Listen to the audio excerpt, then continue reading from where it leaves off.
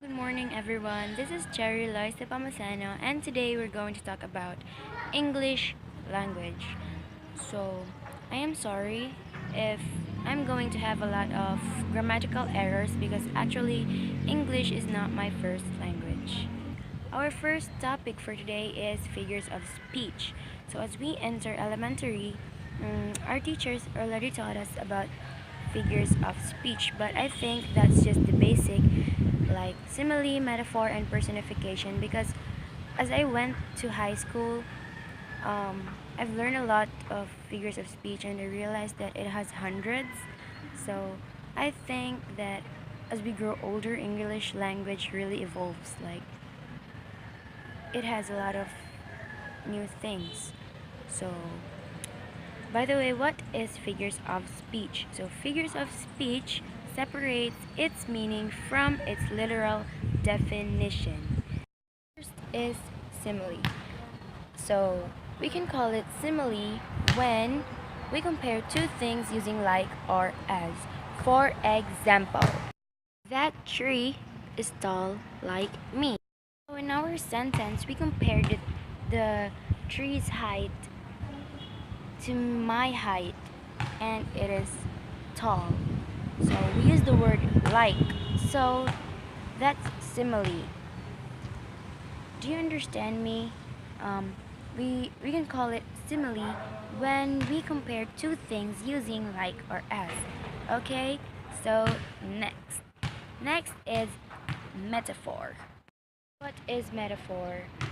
Like simile, you you call it metaphor when you still compare two things, but in metaphor you're not going to use like or as.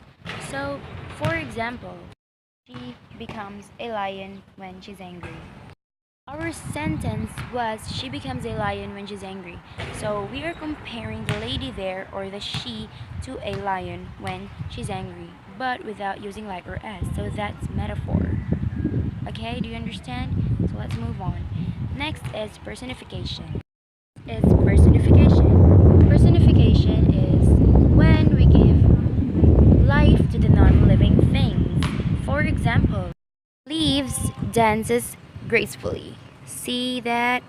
It dances gracefully with the wind. That's personification. We are giving life to the non-living things like the leaves. The leaves doesn't dance. Dancing is a human action, and obviously leaves doesn't dance. So we are giving the leaves life by giving them um, or comparing them to human actions.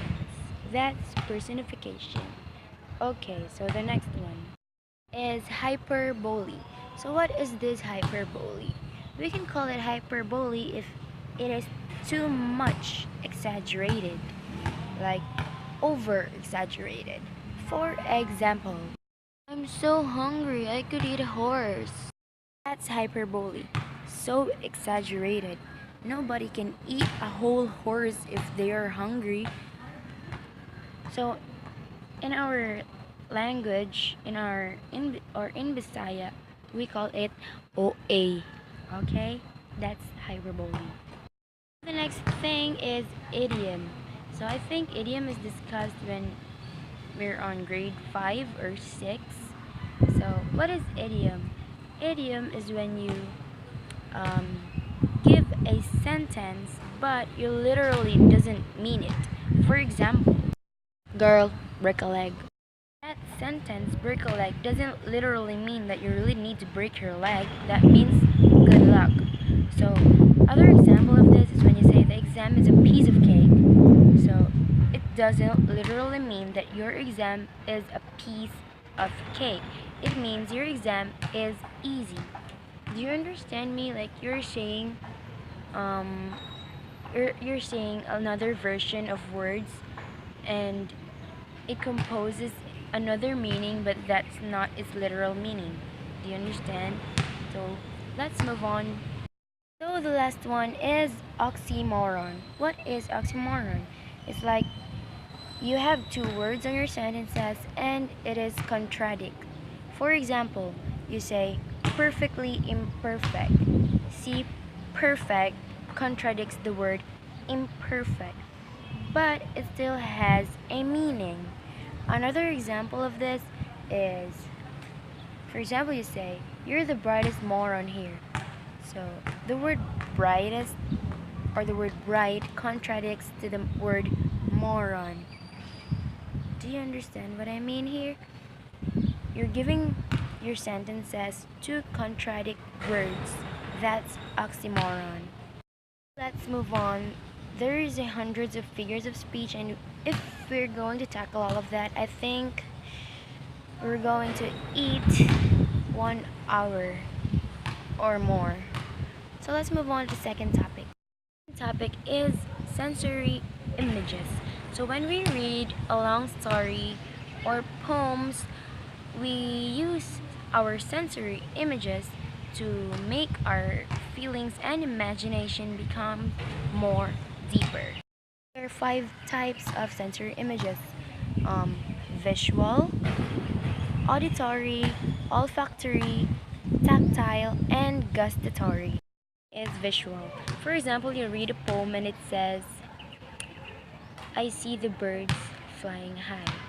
From the word see, it uses our eyes, so that's visual. You feel that you can see it. Understand, that's visual. That's the sensory image visual. Second thing is auditory. So what is this auditory? It is auditory when, for example, you read a poem again and it's like the bird tweets. The bird tweets, very very beautiful. It's like they're singing. So you cannot smell the bird's tweet. So it's auditory because you can hear it. It uses your hearing. Okay. So the next one is olfactory. Olfactory uses our sense of smell. For example, the sentence in the story says, "The flowers are so fragrant." So, from the word fragrant, you can't see fragrant, but you can smell it. So, it uses your sense of smell. It uses your nose. So, that's olfactory. Next is gustatory. Gustatory is our sense of taste. For example, the sentence on the poem says, "The cherries on the trees are delicious." So you cannot say the cherries on the trees is delicious without tasting it. Just without tasting it, like you cannot say it's delicious when you just look at it. Okay, so you can say it's gustatory because you need your sense of taste to know that it really is delicious. So the last one is tactile. We call it tactile when we say, for example, "The wind touches my skin." From the word touch, see, it uses the sense of touch and it touches to the skin. The wind touches to the skin. So, you read that sentence, the wind touches my skin, as if you are really feeling the wind touches your skin, because sensory image again makes you feel deeper while reading a context, poem, or a long story. Do you understand? I think I've been talking too much, so I think I'd say goodbye and end this video. So I hope you learned a lot in my lecture for today. And again, I discussed 2 topics. First is figures of speech, and second is sensory images. So I guess we're done here, and thank you very much for watching. And also, I'll be saying sorry for the noisy surroundings because I'm at the gym here at Smile Matina, Davao City. We're conducting a practice for our cheer dance. I've got my teammates there. It's too early and everything's noisy. There's playing at my back. I don't know, wind is noisy. I cannot find a quiet place in our house, so I decided to take the video here. Actually, I've made a first video and I've deleted it because I thought it wasn't needed. So again, thank you for watching. Bye bye.